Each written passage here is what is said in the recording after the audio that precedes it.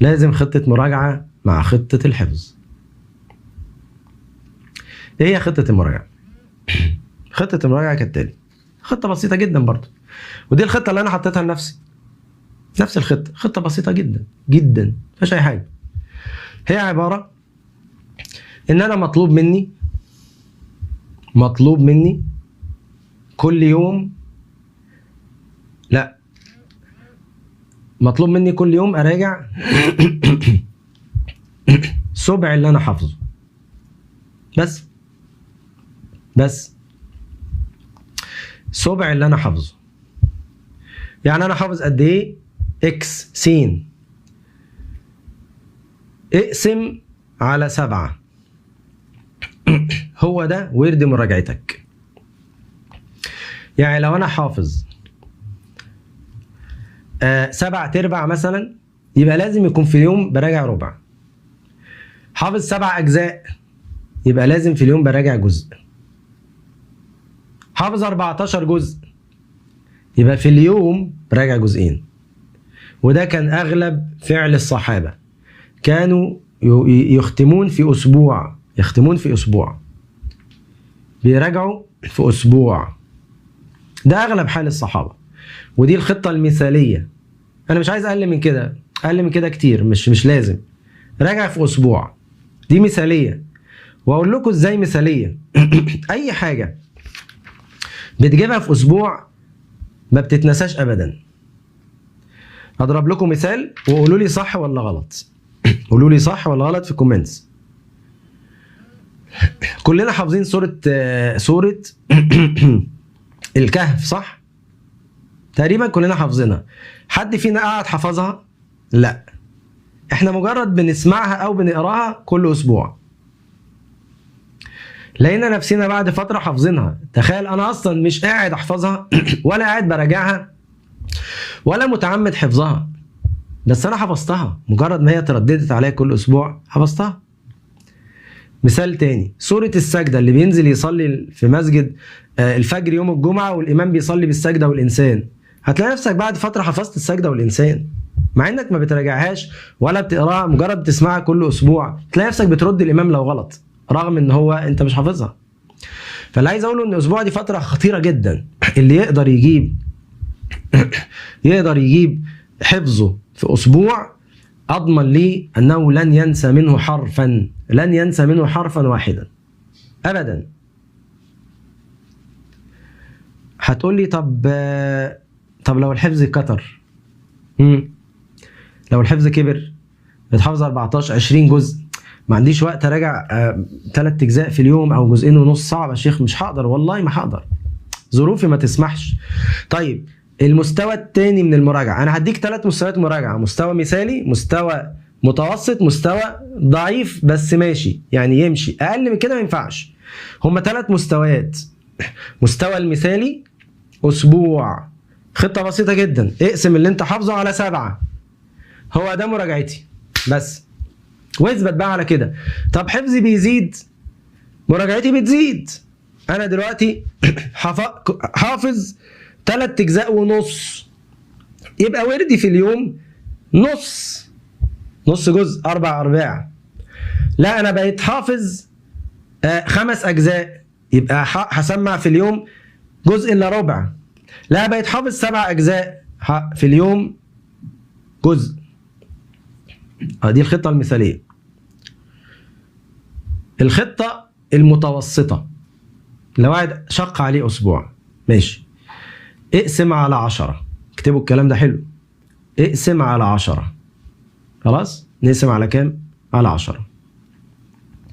يبقى هات محفوظك في 10 أيام، ماشي، حلوة برضو، حلوة تتجاب يعني. هات محفوظك في كام؟ في 10 أيام. نفس الخطة بالظبط، بس بدل نقسم على 7 نقسم على 10.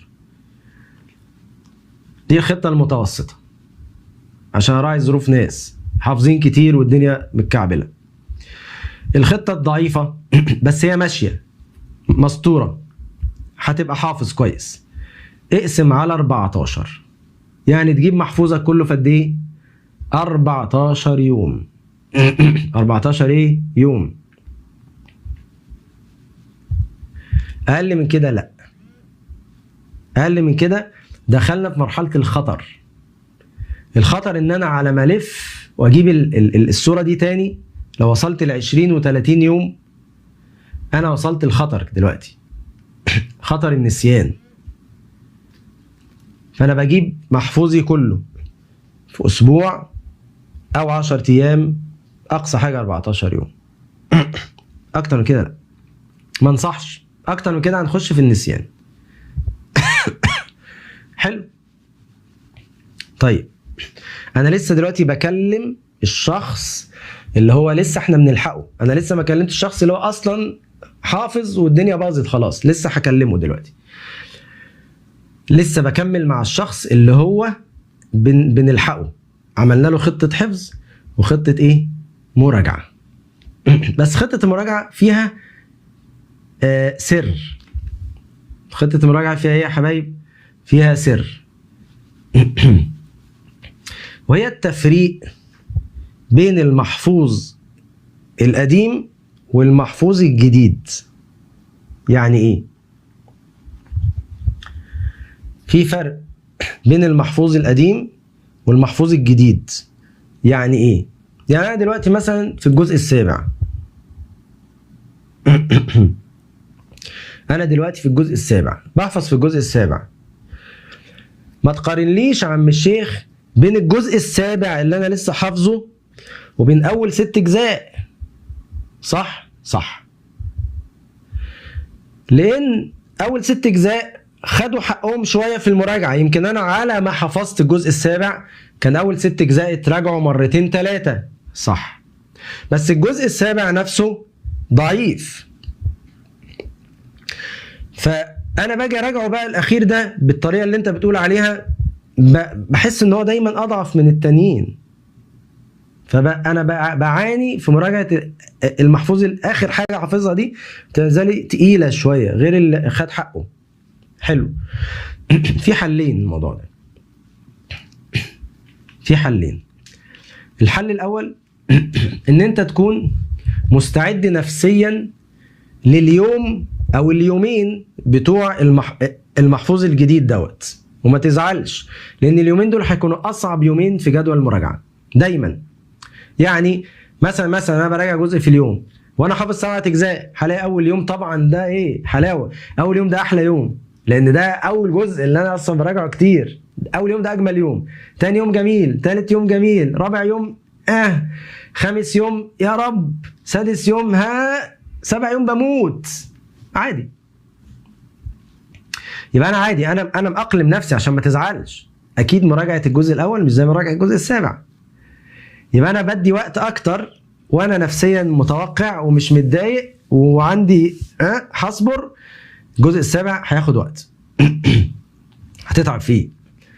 هيبقى اليوم ده لو انت بتراجع الجزء في ساعه، لا ده هياخد منك ساعتين. يبقى انا نفسيا اصلا مستعد، ما عنديش مشكله. احتمال التاني لذيذ بقى. الحل التاني لذيذ بقى، لو تعرف تعمله ده احلى. في ورد المراجعه اعمل وردين.